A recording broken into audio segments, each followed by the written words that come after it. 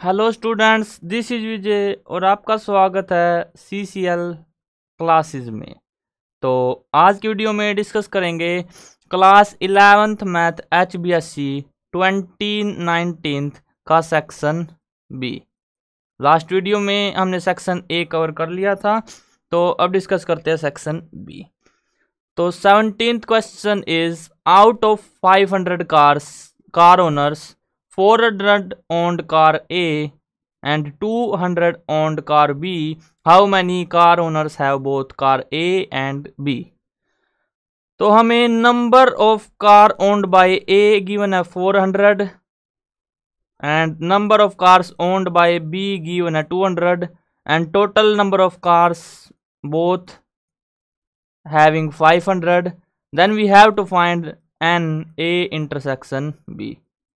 तो इसके लिए बेसिक फॉर्मूला होता है क्या, n A union B is equal to number of elements in A plus number of elements in B minus number of elements in A intersection B. तो बस आपको इस फॉर्मूले में पुट करनी है वैल्यूज, तो हमारे पास क्या आ जाएगा, number of car owned by A and B. तो पुट करते हैं, एन ए यूनियन बी क्या है 500, तो 500 is equal to n A number of cars owned by A 400 प्लस 200 minus n A intersection B. Solve करेंगे तो देखो 400 और 200 600 इस तरफ जाएगा, माइनस का 600 यानी कि 500 minus 600 is equal to minus n A intersection B. तो यहाँ से हमारे पास -100 आ जाएगा, किसके equal, minus n A intersection B के। माइनस से माइनस कैंसल, तो एन ए इंटरसेक्शन बी कितना आ गया 100, यानी कि दोनों के पास कार ओन्ड कितनी है 100।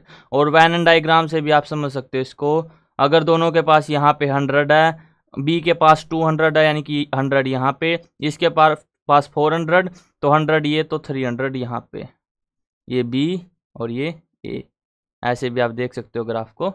तो बेसिकली फॉर्मूला का यूज करना था हमें। अब नेक्स्ट क्वेश्चन नंबर 18th,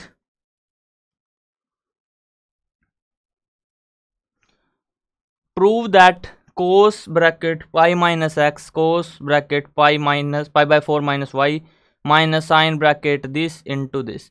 तो देखो, अगर मैं पाई बाय 4 माइनस एक्स को लेट कर लेता हूँ ए और पाई बाय 4 माइनस वाई को लेट कर लेता हूँ बी, तो यहाँ पे ये भी ए, यहाँ पे ये बी, ठीक है। तो अब मुझे आइडेंटिटी पता है क्या, कि कोस ब्रैकेट ए प्लस बी क्या होता है, ये होता है हमारे पास कोस A cos B minus sine A sine B. तो क्या मैं यहां पे इसको यूज कर सकता हूं, लेफ्ट हैंड साइड में इस आइडेंटिटी को यूज कर सकते हैं, बिल्कुल कर सकते हैं। तो ये जो हमारे पास है ये क्या आ जाएगा, ये आ जाएगा कोस ब्रैकेट ए प्लस बी, और हमने एक इसको लेट किया है पाई बाय 4 माइनस एक्स, तो चलो cos pi by 4 minus x plus b क्या है pi by 4 minus y, pi by 4 plus pi by 4 pi by 2। अगर मैं माइनस एक्स माइनस वाई तो माइनस कॉमन ले लूँ तो एक्स प्लस वाई और बाहर ब्रैकेट कोस। अब कोस 90 माइनस थीटा क्या होता है, साइन थीटा, तो क्या आ गया sine x plus Y.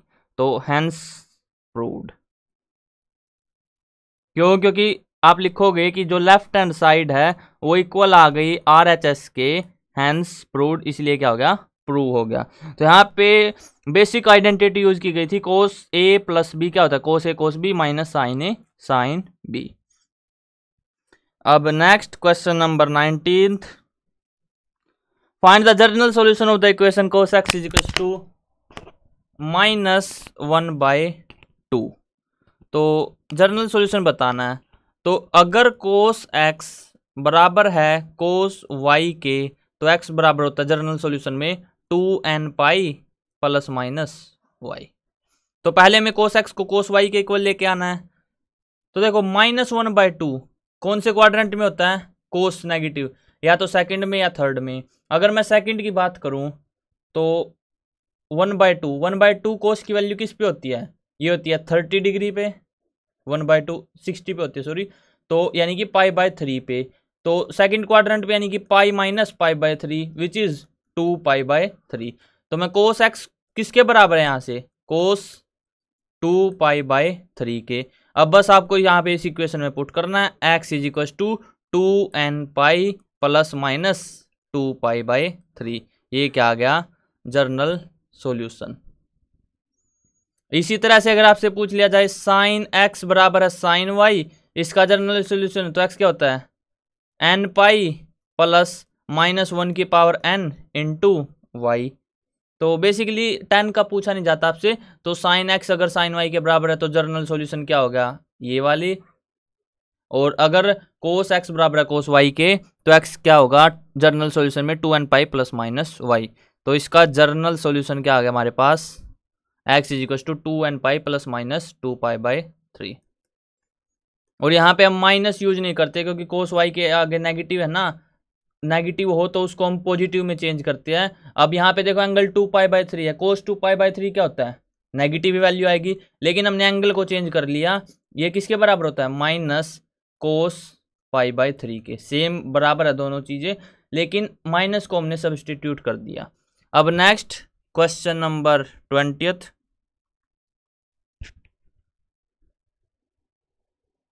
Find the middle term in the expansion of. तो यदि n हमारे पास इवन है तो मिडल टर्म क्या होगी हमारे पास, n/2 प्लस 1, यानी कि n कितना है 6, तो 6/2 3 प्लस 1 4। तो यानी कि हमें t4 निकालना है, फोर्थ टर्म निकालनी है। और वैसे आप देख भी सकते हो जब हम NCR करते हैं, यानी कि सबसे पहले 0 1 2 3 6 तक जाता है, तो 3 इस तरफ 3 इस तरफ, तो फोर्थ टर्म आएगी। तो t4 क्या होता है हमारे पास, t4 ये हो जाएगा t3 प्लस 1। तो यानी कि हमें निकालना क्या है, 6c3 2x² की पावर 6 में से 3 गया 3 और -1/3 की पावर 3। अगर हमारे पास NCR लेट से a प्लस बी की पावर n है, तो NCR a की पावर n माइनस r और b की पावर r, ये होता है हमारे पास इसका एक्सपेंशन। तो यानी कि ये होगा, तो 6c3 यानी कि 6 factorial upon 3 factorial 3 factorial into 2 की क्यूब 8 और x की 2 इंटू 3 यानी कि x की पावर 6 इंटू -1 की क्यूब माइनस आएगा इंटू 1 और अपॉन में 3 की क्यूब 27। तो यानी कि ये तो कंफर्म हो गया कि बाहर क्या आएगा, नेगेटिव। अब 6 फैक्टोरियल यानी कि 6 5 4 एक 3 फैक्टोरियल कट जाएगा, तो नीचे बच जाएगा 3 इंटू 2 इंटू 8x की पावर 6 डिवाइड बाई 27। अब 3 2 जा 6 और कुछ कैंसिल हो रहा है, नहीं हो रहा, तो 5 चौके 20 20 अट्ठे 160, यानी कि -160x की पावर 6 बाय 27। ये क्या आ गया, ये आ गई हमारे पास मिडल टर्म इस एक्सपेंशन की। दोबारा देख लेते हैं। देखो अगर आपको t4 यानी कि फोर्थ टर्म निकालनी है तो उसको क्या लिखते हैं, t3 प्लस 1, यानी कि अगर tn निकालना है तो वो क्या होता है tr प्लस 1, इस तरह से निकलता है ये। तो बेसिकली हमें अब सबसे पहले अगर n इवन है तो मिडिल टर्म क्या होती है n/2 प्लस 1, यानी कि 6/2 3 प्लस 1 4। तो फोर्थ टर्म निकालनी है, फोर्थ टर्म क्या होगी t3 प्लस 1, उसके बाद बेसिक आइडेंटिटी और आंसर क्या आ गया -160x की पावर 6 बाय 27। नेक्स्ट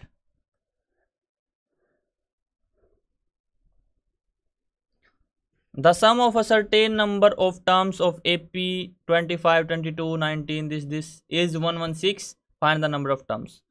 तो Sn क्या होता है हमारे पास n/2 2a plus n-1 into D.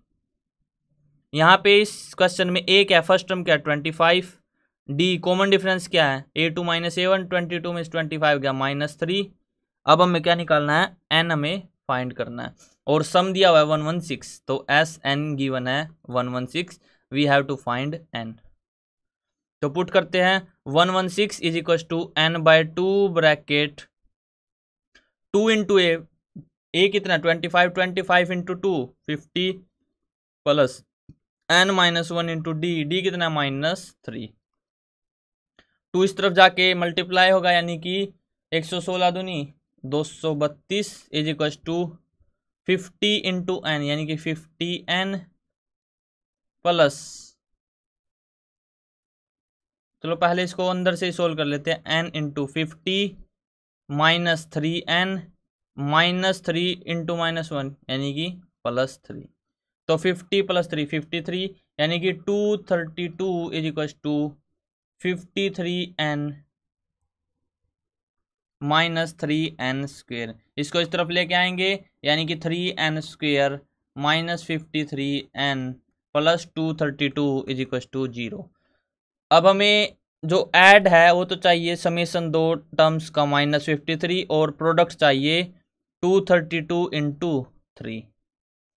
तो मैं इसके फैक्टर कर लेता हूँ 232 के, लेट से 4 पे कट करते हैं, 4 पंजे 20 4 अठे 32, अगेन 28 29 आएगा, 29 दूनी ठीक है। अब देखो अगर 4 तिये 12 दूनी 24, 24 और 29 करे तो सेटिस्फाई करेगा, यस। कैसे देखो 3n² -24n -29n plus 232 is equal to 0। तो यहाँ पे अगर मैं इन दोनों का सम करूँ तो 53 आ रहा है, माइनस का 53 बिल्कुल, और अगर इनका प्रोडक्ट करे तो प्लस का 232 इंटू 3 आएगा बिल्कुल। अब बस सोल्व करना है, 3n n-8 यहाँ से -29 n-8 इज इक्वल टू 0। तो n-8 और 3n -29 0। तो यहाँ से n या तो 8 होगा या फिर 3n is equal to 29 n is equal to 29/3। क्या 29/3 यानी कि एक प्रॉपर नंबर नहीं आया, तो ये हो नहीं सकता, तो n क्या आ गया 8। तो find the number of terms, तो नंबर ऑफ टर्म्स आ गई 8, तो इसका आंसर क्या है 8। तो यहाँ पे आपको बस सबसे पहले तो जो एपी है उसका सम का फॉर्मूला पता होना चाहिए, उसके बाद यहाँ पे आपको फैक्टर्स भी करने आने चाहिए थोड़े थोड़े, जिससे हम इसको सोल्व कर सके। अब next question number 22, find the eccentricity of hyperbola x² upon 16 - y² upon 9 is equal to 1। तो इसेंट्रिसिटी का फॉर्मूला क्या होता है, C/A। अब यहाँ पे दो टर्म आती है, क्या दो, इनके लिए, किन के लिए, एक तो आता है एलिप्स के लिए, सॉरी एलिप्स, और एक हाइपरबोला। इन दो में आपको कंफ्यूजन रहेगा। जो एलिप्स है इसके लिए c होता है a² - b² और c² सॉरी, और हाइपरबोला के लिए जो c² है वो बराबर होता है a² + b²। c क्या होता है, फोकस से सेंटर के बीच का डिस्टेंस, वो c होता है। तो यहाँ पे स्क्वायर का रिलेशन दिया हुआ है इनके major axis, semi major axis और सेमी माइनर एक्सिस के साथ। तो यहाँ पे हमें इसका यूज करना है। तो ई क्या होता है, C/A। ए कितना है 4, क्योंकि x² अपॉन a² हमारे पास -y² अपॉन b²। तो ए कितना है 16 का स्क्वायर रूट करेंगे 4। तो ए है हमारे पास 4, बी है 3 और इसेंट्रिसिटी हमें निकालनी है।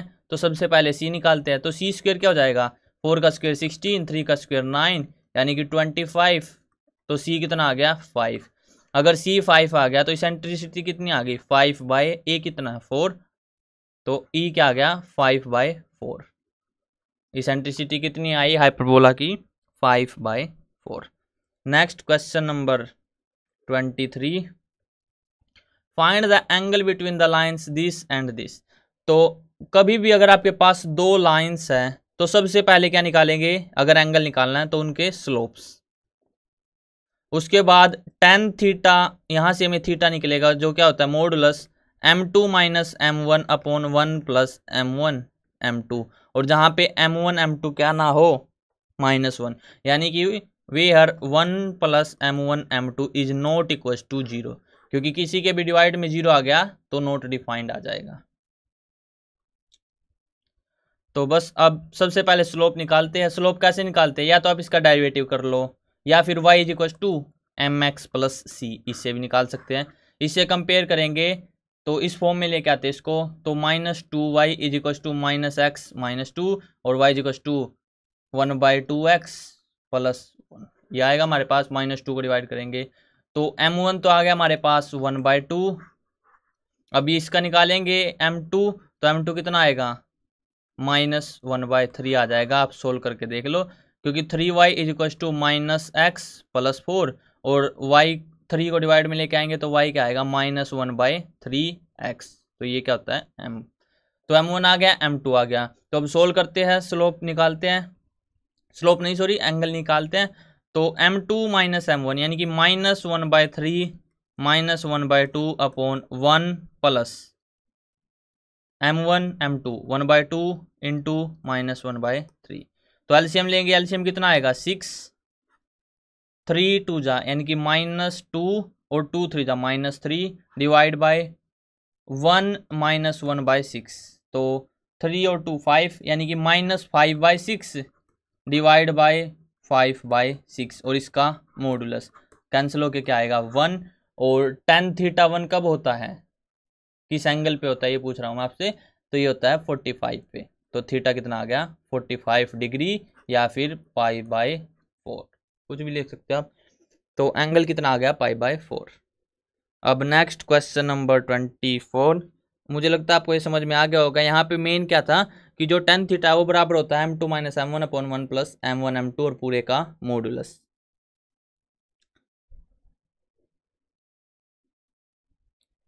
If y is equal to 7x plus 6 10x whole की मल्टीप्लाई x की पावर 5 से, तो dy/dx बताना है।